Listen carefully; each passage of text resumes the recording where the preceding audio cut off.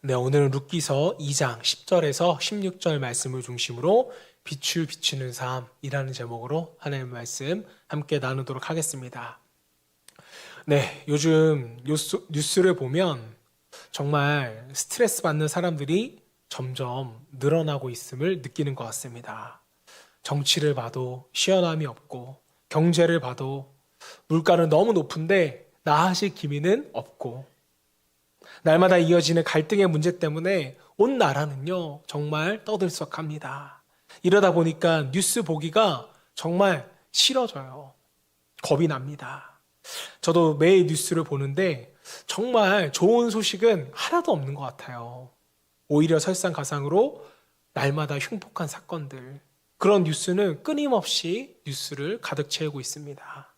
요즘 뭐 뉴스를 보셨겠지만 마약이라든지 또 살인이라든지 정말 예전 같으면 해외 뉴스에서나 보던 그런 사건들이 연이어서 한국 사회에 나타나고 있음을 여러분도 느끼고 계실 것입니다. 자, 지금 우리가 사는 이 사회의 모습을 성경 역사 속에서 찾아보라고 한다면 틀림없이 사사시대가 될 것입니다. 모두가 하나님을 떠나 자기 소견에 옳은 대로 사는 시대에 정치적으로, 사회적으로, 윤리적으로 너무나 어두웠기 때문에 희망이 없던 그 시대. 그것이 오늘 우리의 사회의 모습이 아닌가 우리는 생각해 보게 됩니다. 자, 그렇다면 이렇게 온 사회가 어두울 때 우리 그리스도인들은 과연 어떻게 살아야만 할까요? 오늘 본문에는 어두움을 밝히는 한 줄기 빛이 등장합니다.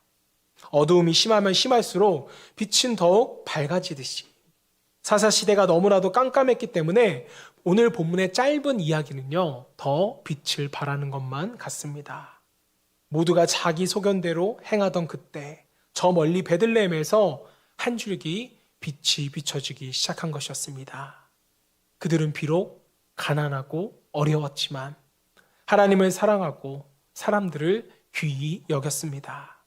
그들로부터 나온 작은 빛이 사사시대의 어둠을 뚫고 마침내 온 이스라엘 백성을 환하게 비추었습니다. 사랑하는 여러분, 여러분들은 어떻게 하면 어두워진 이 사회를 밝게 할 수 있을까? 한번 생각해 보셨습니까? 좋은 정치인이 나오면 가능할까요?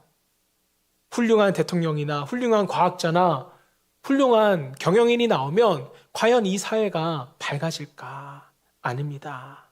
사회가 어두울수록 어둠을 밝히는 빛으로서의 우리 그리스도인들의 역할은 너무나도 중요합니다.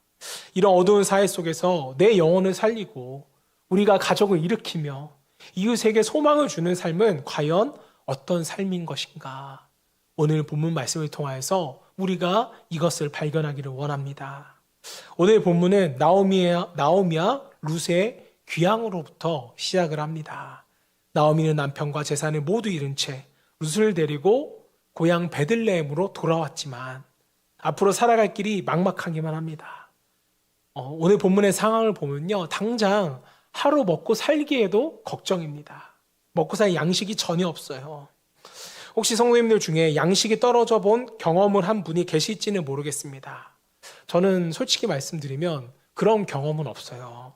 하지만 선배 목사님들의 경험을 들어보면 얼마나 눈물겨운지 모르겠어요. 어떤 목사님은 사흘을 굶고 학교에 갔는데 며칠 동안 밥도 안 먹고 점심시간에 사라지다가 점심시간 끝날 때쯤 돌아오니까 이제 친구가 눈치를 챈 거예요. 이 친구가 밥을 못 먹고 있구나. 그래서 자기가 밥을 먹지 않고 점심시간 마지막에 돌아오는 이 목사님에게 도시락을 줬다고 합니다. 자, 그런데 그때 수업종이 쳐서 선생님이 들어오셨는데도 이 목사님이 너무 배가 고파서 종이 친지도 모르고 정신없이 도시락을 퍼먹었다고 합니다. 그것도 막 눈물을 흘리면서 퍼먹으셨대요. 이분의 심정이야 그렇다 치고 도시락을 싸주지도 못했던 그 부모님의 마음은 어땠을까요? 지금 나오미와 룻의 상황이 그런 상황입니다. 이 상황에서 룻이 할 수 있는 일은 하나밖에 없었어요. 바로 남의 밭에 가서 추수하고 남은 이삭을 줍는 일이었습니다. 자, 이것이 룻이 할 수 있는 최선이자 유일한 일이었어요. 그래서 룻은 시어머니에게 이야기를 하고 확신도 없이 남의 밭에 이삭을 주우러 가게 됩니다. 자, 늙어서 홀로 된 시어머니와 남편을 잃고 이방 땅까지 와서 끼니를 걱정하는 이런 룻의 심정을 여러분들이 한번 헤아려 보기를 바랍니다. 얼마나 비참해요. 얼마나 불쌍하고 얼마나 초라한 상황입니까? 자, 3절에 보시면 룻이 곡식을 베는 일꾼 뒤를 따라서 이삭을 줍는 그런 장면이 나옵니다. 자, 그러는 동안 이제 밭의 주인인 보아스가 등장해서 일꾼들에게 이렇게 말하는 거예요. 4절 말씀. 마침 보아스가 베들레헴부터 와서 베는 자들에게 이르되 여호와께서 너희와 함께 하시기를 원하노라 하니 그들이 대답하되 여호와께서 당신에게 복 주시기를 원하나이다 하니라. 자, 지금 상황을 보시면 밭의 주인인 보아스가 나타난 거예요. 주인이 나타나서 야, 빨리빨리 일해. 게으름 피지 마. 이렇게 나무라고 재촉하는 것이 아니라 일꾼들에게 여호와께서 너희들과 함께하기를 소망합니다. 이렇게 주인은 말하고 일꾼들은 여호와께서 주인에게 복 주시기를 원합니다. 서로 이렇게 축복을 하는 거예요. 이 여러분 얼마나 아름다운 모습입니까? 노사가 서로 으르렁대고 양보하지 못하는 대한민국과의 현실과는 전혀 다르잖아요. 만약 우리 사회가 이렇게 바뀔 수만 있다면 얼마나 좋을까요? 보아스와 일꾼들처럼 신앙 안에서 서로를 축복하고 존중한다면 또 배려한다면 얼마나 아름다울까? 성경은 지금 이 상황이 그토록 어둡던 사사시대에 실제로 일어났던 일이라고 우리에게 증언하고 있는 것입니다. 저는 자기소견대로 옳은 대로 행동하고 또 생각하고 타락했던 사사시대에 이러한 일이 가능했다면 오늘날 이 시대 가운데도 분명한 이러한 일들이 가능하다고 믿습니다. 누구를 통해서요? 우리 그리스도인들을 통해서요. 우리 그리스도인들은 우리의 일터를 축복의 장으로 만들어야 할 그러한 의무가 있는 사람들입니다. 출근하자마자 우리가 서로를 축복하고 진정으로 배려하면서 일하고 사장과 직원들이 서로 축복할 수 있는 그런 사회, 이런 일들은 환상 속의 이야기가 아니라 우리 그리스도인들이 반드시 이루어야 할 그러한 사회일 것입니다. 자, 이렇게 인사를 마친 보아스는 이제 관심을 가지고 꼼꼼히 일터를 둘러보는 거예요. 자, 그런데 그의 시선에 한쪽 구석에서 이삭을 줍고 있던 룻의 모습이 들어온 것입니다. 자, 보아스는 이때 룻을 처음 보았습니다. 이전에는 본 적이 없죠. 자, 그래서 일꾼들에게 물어봤습니다. 저 소녀는 누구냐? 자, 그러자 일꾼들을 거느리는 사환이 이렇게 대답을 합니다. 6절, 7절 말씀. 베는 자를 거느린 사환이 대답하여 이르되 이는 나오미와 함께 모압 지방에서 돌아온 모압 소녀인데 그의 말이 나로 베는 자를 따라 단 사이에서 이삭을 줍게 하소서 하였고 아침부터 와서는 잠시 집에서 쉰 외에 지금까지 계속 하는 중이니이다. 이렇게 말합니다. 자, 여기서 이 사환을 보시면요. 이 사환 역시 룻에게 감동을 받았던 것 같아요. 룻이 홀로 된 시어머니를 위하여서 지금 열심히 이삭을 줍고 있다는 것을 설명을 하고 있는 것입니다. 그리고 룻이 겸손하게 부탁을 했잖아요. 내가 좀 이삭을 주셔도 되겠습니까? 이 룻의 겸손한 태도. 그리고 그녀가 잠시 쉰 것 외에는 자기들보다 더 열심히 이삭을 줍는 모습에 지금 이 사환들과 일꾼들이 감동한 거예요.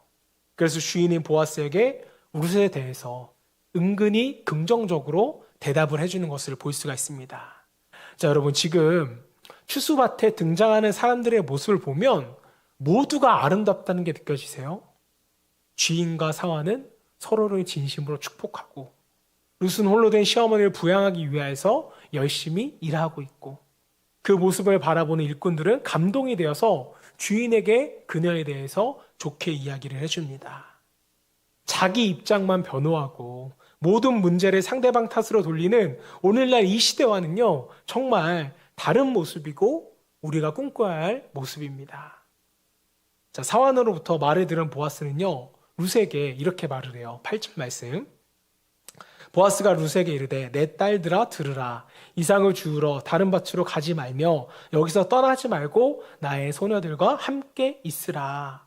자, 보아스는요, 다른 밭에 갈 필요 없이 계속해서 자신들의 여자 일꾼들하고 이 밭에서 이삭을 주우라고 보아스가 룻에게 호의를 베풀고 있는 것입니다. 자, 룻은요, 이 말에 굉장한 감격을 합니다. 계속해서 우리가 룻기의 배경에 대해서 말씀을 나눴지만, 룻은요, 이스라엘 백성들이 싫어하는 모압 여인이에요. 이방 여인이었습니다. 시어머니를 비록 따라오긴 했지만, 과연 내가 이삭을 죽는 것을 이스라엘 사람들이 허락해 줄까? 이 엄청난 두려움 속에 나왔는데, 지금 보아스에게 엄청난 은혜를 받은 것입니다. 자, 그뿐만이 아닙니다. 자, 보아스는요, 이삭을 줍는 것을 허락해 줄 뿐만 아니라 룻의 마음을 어루만져주는 아름다운 말까지 해주는 것을 보게 됩니다. 11절, 12절 말씀. 보아스가 그에게 대답하여 이르되 내 남편이 죽은 후로 내가 시어머니에게 행한 모든 것과 내 부모와 고국을 떠나 전에 알지 못하던 백성에게로 온 일이 내게 분명히 알려졌느니라. 12절 말씀. 여호와께서 내가 행한 일에 보답하시기를 원하며 이스라엘의 하나님 여호와께서 그의 날개 아래에 보호를 받으러 온 내게 온전한 상 주시기를 원하노라 하는지라. 자, 보아스를 보시면 이방 여인을 저주하는 것이 아니라 오히려 여호와께서 축복하고 상 주시기를 원한다고 말해요. 말로만 이렇게 해줘도 룻은 참된 위로를 받았을 텐데, 그뿐만 아니라 룻을 자신과 일꾼들의 식사 자리에 초대해서 음식도 마음껏 먹으라고 말합니다. 이날 룻이 여러분 얼마나 큰 위로를 받았을까요? 그런데 이러한 호의는 보아스가 그 다음 룻에게 베푼 은혜에 비하면요, 오히려 사소하게 또 느껴집니다. 자, 룻에게 따뜻한 호의를 베푼 보아스는요, 일꾼들에게 이렇게 또 명령을 해놓는 거예요. 15절 말씀. 룻이 이삭을 주우러 일어날 때 보아스가 자기 소년들에게 명령하여 이르되 그에게 곡식단 사이에 죽게 하고 책망하지 말며 또 그를 위하여 곡식다발에서 조금씩 뽑아버려서 그에게 죽게 하고 꾸짖지 말라 하니라. 자, 곡식을 추수하다 보면 곡식 거둔 거를 단으로 묶잖아요. 그런데 거기서 일부러 나락을 조금씩 뽑아서 룻이 가능하다면 최대한 많이 주울 수 있도록 도우라는 것입니다. 이삭이란 건 나달이잖아요. 그 나달을 주워봤자 얼마나 많이 모으겠어요. 그런데 일부러 나락을 흘리면서 룻이 더 많이 주울 수 있도록 도우라는 것입니다. 이 얼마나 아름다운 모습이에요. 사회적 약자에 대한 배려인데 룻이 눈치채지 못하게, 자존심 상하지 않게 지금 보아스와 일꾼들이 그녀에게 도움을 주고 있는 것입니다. 자, 본문은 이렇게 이삭을 주워 돌아온 룻이 시어머니에게 추수밭에서 일어난 일들을 전하고 그 이야기를 들은 나오미는요, 보아스를 축복하는 것으로 2장이 마무리되는 것을 우리는 볼 수가 있습니다. 자, 지금 사사시대라는 어두운 사회를 비춘 한 줄기 빛은요, 부잣집에서 비롯된 것이 아니라 저 시골 베들레헴에서, 그것도 끼니를 걸을 만한 그런 굽입했던 한 가정에서 시작이 되었다라는 것입니다. 자, 사랑하는 여러분, 오늘 본문을 통하여서 하나님이 우리에게 주시고자 하는 그 메시지는 무엇일까요? 사사시대와 같은 오늘날 우리 그리스도인들은 도대체 어떻게 살아야 할까요? 본문은 세 가지의 삶에 대해서 우리에게 제시해주고 있는데요. 자, 가난한 이방 여인이었던 룻이 어둠의 시대에 한 줄기 빛을 비췄다면 우리 역시도 이것이 가능한 줄로 믿습니다. 저 여러분의 삶도 룻과 같이 한 줄기 빛이 될 수 있기를 먼저 주님의 이름으로 축복합니다. 자, 그렇다면 첫 번째로 우리가 이 어두운 시대 가운데 어떻게 살아갈까? 우리가 살아야 될 삶이란 첫 번째로 다른 사람을 축복하는 삶입니다. 자, 우리 그리스도인들은요, 다른 사람을 축복할 수 있는 축복의 통로예요. 보아스가 일꾼들을 축복하고 일꾼들이 보아스를 축복하는 장면을 한번 떠올려 보세요. 얼마나 아름답습니까? 여러분이 출근했는데 사장님이 축복합니다. 오늘 하루도 복된 하루 되세요. 라고 인사하고, 또 우리가 출근해서 사장님 오늘 여호와께서 복 주시기를 원합니다. 복 받으실 거예요. 이렇게 서로를 축복하고 일을 시작한다고 생각해 보세요. 안 되는 일도 될 것 같지 않으세요? 오자마자 너 이거 했어 안 했어? 이렇게 물어보는 것보다 서로를 축복하는 이 장면 얼마나 아름다웠습니까? 이 땅에서의 삶은요, 너무나도 짧고 남을 축복하기에도 모자른 시간인데, 그런데 왜 귀한 인생을 남을 저주하는 일에 사용하는지를 모르겠어요. 남을 저주하는 것은 사실 나를 저주하는 것이고, 내 안에 독을 품는 것과 마찬가지입니다. 내 안에 독이 있는데 나는 멀쩡하겠어요? 당연히 죽어가는 거겠죠. 나에게도 해가 되는 것입니다. 자, 때문에 남을 미워하며 원망하는 마음을 가지는 순간 이미 우리는요, 사탄에게 속은 거예요. 사탄의 종이 되는 것이고 그만큼 우리의 인생을 낭비하는 것입니다. 자, 여러분, 앞으로 무슨 일이 있든지 다른 사람을 축복하며 살아가겠다고 결단하길 바라요. 비난, 저주, 남 탓이 난무하는 이 시대 가운데 이 사회에 필요한 것은요, 서로를 위한 축복입니다. 여러분, 정말 이 어두운 세상이 어떻게 하면 과연 밝아질 수 있을까요? 어두운 우리 가정이 어떻게 해야 밝아질 수 있겠습니까? 이에 대한 하나님의 대답은 간단합니다. 한 사람을 보여주면서 우리에게 말씀하시는 거예요. 누구로 인해 그 사회가 밝아졌는가? 성경을 통하여 우리에게 묻고 계시는 것입니다. 자, 구약의 어두운 사사시대 루시라는 이방 여인이 베들레헴에 오게 되면서 이 사사시대의 빛이 비친 것처럼 다시 신약시대로 넘어와서 베들레헴 시골 한 구석에서 하나님의 빛이 영원한 빛을 비추기 위해서 우리에게 왔음을 우리는 너무나도 잘 알고 있습니다. 한 줄기 빛, 바로 예수 그리스도셨습니다.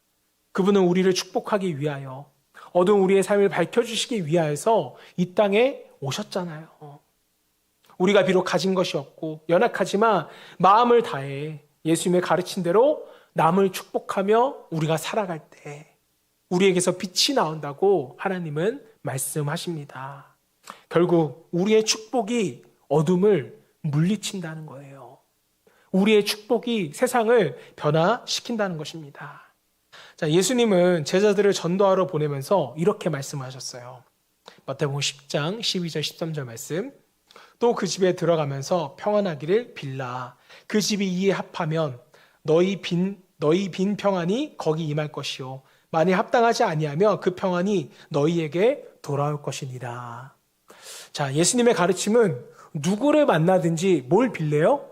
평안을 빌래요. 그 사람을 축복해 주라는 거죠. 그러면 어떤 일이 일어납니까? 그 사람이 축복받기에 합당하면 그가 축복을 받을 것이지만 반면에 그가 축복받기에 합당하지 않으면 축복하는데도 계속해서 내게 악을 퍼부으면 그에게 주었던 평안이 그 축복이 내게로 돌아온다는 것입니다. 축복할 만해요, 안 해요? 할 만하죠. 내게 다시 돌아올 수 있는 거잖아요. 때문에 우리는요, 언제든지 누구에게라도 축복을 할 수 있어야 됩니다.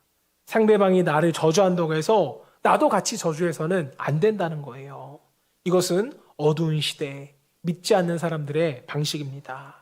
자, 그런데 누군가를 계속 축복하려고 하는데도 그 사람이 계속 엇나가는 경우도 있잖아요. 날마다 그 사람이 변화되기를 기도하면서도 축복의 말을 하는데도 전혀 그 사람은 반응하지 않아요. 오히려 점점 엇나갑니다. 자, 이때가 바로 고비죠. 하지만 그런 때라도 계속해서 여러분들이 축복해 보기를 바랍니다. 정말 놀라운 일이 생기는데 그러면 내가 먼저 평안하다는 거예요. 나를 미워하는 그 사람의 삶은 분명 흐트러져 있지만 분명 내 마음에는 평안이 옵니다. 또 그뿐만 아니라 하나님이 내 삶을 축복해 주세요. 이것이 누구든지 내 오른뺨을 치거든 내 왼편도 내어주라는 그 말씀에 담긴 뜻이 바로 이것입니다. 이렇게 우리가 남을 축복하는 삶을 살아갈 때 나도 축복을 받고 이 어두운 시대가 밝혀지고 변화되리라 믿습니다. 자, 한 발 더 나아가서 우리가 어두운 이 시대 가운데 살아야 할 삶이란 두 번째는요, 약한 자를 긍휼히 여기는 삶입니다. 자, 보아스를 보시면 의지할 곳이 없는 룻을 긍휼히 여겨서 은혜를 베풉니다. 자신의 밭에서 이삭을 죽게 하고 또 식사 자리에서 초대하고 일부러 곡식을 많이 흘려줌으로써 도와줘요. 이것이 바로 우리 그리스도인들이 가져야 할 태도죠. 오늘 우리가 살아가는 이 사회를 다시 되돌아보면 많이 가진 자 앞에서는 고개를 숙이고 연약한 자들은요 함부로 무시하는 약육강식, 적자 생존의 사회라는 것을 우리는 느끼고 있습니다. 자, 그러니까 오늘의 사회 풍조는요 하나님의 뜻과는 정반대라는 거죠. 약육강식, 강한 자만이 살아났습니다. 자, 그런데 하나님의 뜻은 뭐예요? 약한 자를 돌보는 것이잖아요. 적자 생존, 환경에 적응하는 자만 살아남고 그렇지 못한 사람은 도태되는 것이 당연하다. 하지만 하나님의 뜻은 무엇입니까? 함께 가는 것이 하나님의 뜻인 것입니다. 우리 빛과 소금의 교회는요, 지금은 연약하지만 연약함 가운데도 약자를 돌볼 수 있어야 됩니다. 앞으로 그런 교회 되기를 소망하면서 이제 5월이 지나면 또 우리가 맥주감사주일이 오잖아요. 1년에 우리가 2번 맥주감사절, 추수감사절은 우리가 구제헌금을 걷어서 어려운 곳을 돕는데 앞으로도 이것만큼 우리가 계속해 나갈 수 있기를 소망합니다. 자, 본문의 추수밭에서는요, 보아스뿐만 아니라 주인의 영향을 받은 일꾼조차도 긍휼을 베푸는 것을 우리가 볼 수 있습니다. 저는 이게 다 보아스의 영향력이라고 생각을 해요. 주인이 종을 축복하고 긍휼히 여기니까 종들도 다른 이들을 긍휼히 여길 수가 있는 것입니다. 자, 물론 긍휼의 시초는 룻이었습니다. 룻은 홀로 된 시어머니를 긍휼히 여겨서 떠나지 않고 긍휼히 여겼더니 다른 사람들로 하여금 긍휼히 여김을 받은 것이죠. 아니 그 누구보다도 하나님께 긍휼을 입은 자가 바로 룻이었습니다. 자, 예수님은 산상수훈에서 우리에게 이렇게 말씀하셨어요. 마태복음 5장 7절 말씀. 긍휼히 여기는 자는 복이 있나니 그들이 긍휼히 여김을 받을 것이며. 자, 우리가 연약한 자들을 긍휼히 여기면 다른 사람이 나를 긍휼히 여길지는 모르겠어요. 여길 수도 있고 아닐 수도 있습니다. 자, 하지만 확실한 것은요, 하나님이 우리를 긍휼히 여겨주십니다. 누가 긍휼히 여기면요, 우리가 남을 긍휼히 여기면. 여러분, 미국 뉴욕에 가면 공항이 하나 있습니다. 우리가 잘 아는 케네디 공항이 하나가 있고요. 우리가 잘 모르지만 또 하나의 공항이 있는데요. 과라디아라는 공항이 하나 더 있습니다. 이 공항은요, 뉴욕의 시장과 또 미국의 하원 의원을 지냈던 피오넬로 라가디아 시장의 이름을 따서 공항 이름을 지었다고 합니다. 자, 이 라가디아 시장은요, 시장이 되기 전에 판사였다고 합니다. 이분이 판사 시절에 했던 유명한 판결 하나가 있는데, 자, 어느 추운 겨울에 노숙을 하는 한 노인이 너무 배가 고파서 다른 사람 지갑에서 20불을 훔쳤다고 합니다. 자, 그러다가 체포되어서 법정에 서게 됐는데 이 라가디아 판사는요, 노인에게 마지막으로 할 말이 없냐고 묻게 됩니다. 이때 노인은 이렇게 말해요. 판사님, 저에게 한 번만 긍휼을 베풀어 주세요. 이렇게 요청을 했습니다. 잠시 생각을 한 라가디아 판사는요, 이렇게 말합니다. 맞습니다. 이분에게는 정말 긍휼이 필요합니다. 자, 그러나 잘못한 20불에 대해서는 반드시 책임을 져야 합니다. 마침 저에게 10불이 있군요. 제가 20불을 이 노인분을 위해서 대신 변상하겠습니다. 이분이 춥고 배고프도록 버려둔 데에는 저의 책임도 상당히 크기 때문입니다. 하지만 여러분들에게도 책임이 있습니다. 이분을 위해 나머지 10불과 추운 겨울을 보낼 수 있도록 자발적으로 기부해 주시기를 부탁합니다. 이렇게 말하자 재판관의 명판결에 감동한 많은 사람들은요, 이 노인을 도와줬다고 합니다. 성공의 교인이었던 이 라가디아 판사는요, 이후에 뉴욕 시장이 되었고, 시장이 된 이후에는 마피아 같은 악인들에게는 정의를 행사하고, 가난하고 배고픈 사람들에게는 긍휼을 베풀어서 뉴욕에서 매우 존경받는 정치인이 되어서 공항에도 그의 이름을 쓰게 되었다고 합니다. 자, 사랑하는 여러분, 약한 자를 긍휼히 여기는 사람은 어두운 시대 가운데 빛을 비추는 사람이고 하나님의 축복과 긍휼히 여기심을 받을 수 있는 사람입니다.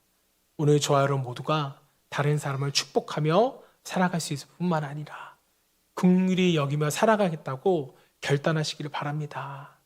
누가 아파하면 함께 아파할 수 있는 마음을 달라고 여러분들이 기도하시기를 바라요. 그렇다면 하나님의 긍휼과 사랑이 저와 여러분에게도 임하게 될 줄로 믿습니다. 자, 마지막으로 우리가 어두운 시대 가운데 살아야 할 삶, 말씀이 우리에게 제시하는 삶이란 마지막 삶은요, 신앙과 삶이 일치하는 삶입니다. 자, 오늘 본문의 룻은요, 그냥 추수밭에서 이상이나 줍는 한 여인으로 등장을 합니다. 자, 그래서 2장을 읽다 보면 보아스와 일꾼들이 주인공처럼 보일 수가 있어요. 하지만 주인공은 여전히 룻이라는 것입니다. 11절 말씀 보겠습니다. 보아스가 그에게 대답하여 이르되 내 남편이 죽은 후로 내 시어머니에게 행한 모든 것과 내 부모와 고국을 떠나 전에 알지 못하던 백성에게로 온 일이 내게 분명히 알려졌느니라. 자, 지금 룻기의 저자는 보아스의 입을 통하여서 룻의 삶을 두 가지로 요약을 합니다. 첫 번째는 시어머니에게 행한 모든 것, 다시 말하면 룻의 삶과 행위에 대해서 말하고 있고요. 자, 두 번째는요, 전에 알지 못했던 백성에게로 온 것, 다시 말하면 우상을 섬기던 모압을 떠나서 하나님의 백성이 된 룻의 신앙에 대해서 말씀하고 있습니다. 자, 룻은 비록 이방 여인이었지만 그의 삶과 신앙이 이스라엘의 모든 사람에게 알려질 정도로 그의 진실하고 또 신실함이 보아스의 입을 통하여서 지원되고 있다는 것입니다.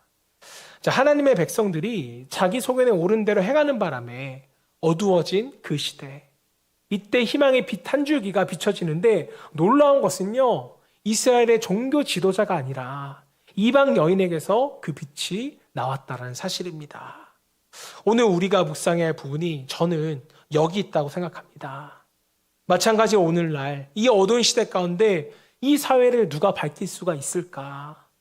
신앙의 경력이 화려한 사람일까요? 몇 대에 걸쳐 신앙생활을 한 사람이거나 목사나 교회의 직분자일까요? 아닙니다. 어두운 세상을 비추는 사람은요, 다름 아니라 삶과 신앙이 일치하는 사람이라고 성경은 우리에게 말합니다. 교회 생활이나 가정 생활이나 직장 생활이 일치를 이루는 그 사람. 하나님은 오늘날 이런 신앙인을 찾고 계십니다. 보잘것없는 이방 여인을 사용하셔서 그토록 어두운 시대를 밝히셨다면 하나님께서 누구인들 사용하지를 못하실까요? 하나님에 대한 신앙이 확고하다면, 주를 바라보는 삶이 깨끗하다면 하나님은 우리 가운데 누구라도 사용하실 수 있습니다. 자, 하나님은 오늘 룻기를 통하여서 우리에게 요청하세요. 너가 한번 이 시대에 룻이 되어보지 않겠니? 이 세상이 어둡다고 한탄만 하지 말고 남탄만 하지 말고 너가 이 세상을 좀 밝혀보지 않겠니?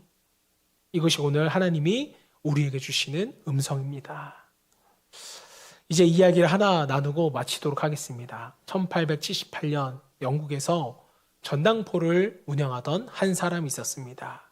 자, 그런데 전당포에 오는 사람들을 보면 집이 너무나도 힘들어서 부모님의 유품이라든지 결혼 반지라든지 이런 것들을 가져오는 것을 보면서 이 사람은 마음이 너무나도 아팠다고 합니다. 크리스찬이었던 그는 진지하게 자신의 직업에 대해서 고민하다가 그 고민 끝에 전당포를 접고 구제 사업을 하기로 결정을 합니다. 자, 그리고 그 일을 34년 동안 부지런히 행했는데 바로 이 사람이 구세군의 창시자 윌리엄 부스 목사님입니다. 자, 이분은요, 정말 신앙과 삶을 일치시키기 위해서 부단히도 노력했던 한 사람인데요. 자, 1912년 임종을 앞두고 목사님이 이런 말을 하셨다고 합니다. 사랑하는 그리스도인 여러분, 거리에 우는 여인이 있습니까? 함께 울어주십시오. 배고픈 아이들이 있습니까? 주머니를 털어 그들의 배를 채워주십시오. 감옥이 차고 넘칩니까? 사랑의 손을 펴십시오. 구세군은 사회의 악과 싸우는 주님의 군대입니다. 자, 그러나 그보다 앞서 당신은 하나님의 군사되기 위해서 자신과의 싸움에서 이겨내시기를 바랍니다. 사랑하는 여러분, 세상이 어두워진 것은요, 누군가의 잘못이 아니라 성경적으로 그 이유를 살펴보면 우리 그리스도인들이 빛과 소금의 역할을 감당하지 못했기 때문입니다. 나 자신과의 영적인 싸움에서 우리가 패배했기 때문이었습니다. 이제는 다시 우리가 빛으로 회복되어야 합니다. 어두운 세상을 향하여 우리가 빛을 발해야 할 때입니다. 저 여러분 모두가 축복하는 삶, 또 남을 긍휼히 여기는 삶과 또 신앙이 일치되는 그 삶을 통하여서 이 어두운 시대 가운데 룩과 같이 한 줄기 빛을 비출 수 있는 그런 저와 여러분 되시기를 주님의 이름으로 축원합니다.